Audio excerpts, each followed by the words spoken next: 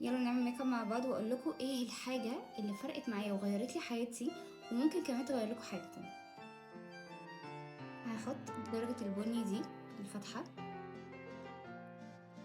انا كنت شخصيا من نوع بشوف الامور بنظره زفت بجد، يعني نظره وحشه، بفكر بطريقه سلبيه، ما بستفدش حاجه غير ان انا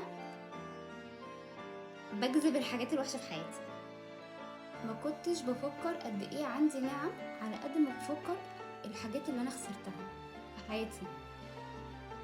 فعقلي كله كان مركز على حتة ان انا قاعدة بخسر، ممكن فلوس، ممكن علاقات، حاجات عايزاها ما تجيش.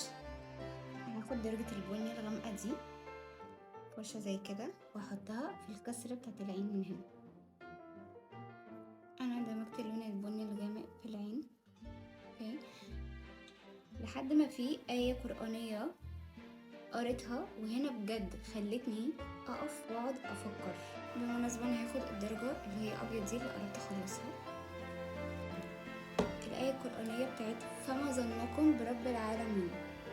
انت ايه ظنك في ربنا؟ ده بجد اللي انت محتاجة تسألي نفسك فيه. لو انت حاسة ان انت فقدتي امل، ما بقيتيش عارفة تعملي ايه، حاسة ان انت بتخسري كل حاجة، محتاجة تسألي نفسك انت ظنك. يعني انت لو ظنة في ربنا خير وان هو يديكي اللي انت عايزاه هتاخديه، ولو ظنة فيه ان هو مش هيديكي اللي انت عايزاه وان هو بيعاقبك هيعمل كده فعلا.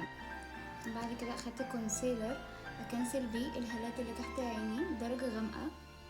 وبعد كده هاخد درجة فاتحة من الكونسيلر. اعرفي ان اي حاجة انت مركزة عليها محتاجة تشوفي هي الحاجة دي بتفيدك ولا لأ، لان لو انت بتركزي على حاجة مش بتفيدك، ووضع مش بيفيدك، فمش هيخليكي توصلي للحاجة اللي انت عايزاها.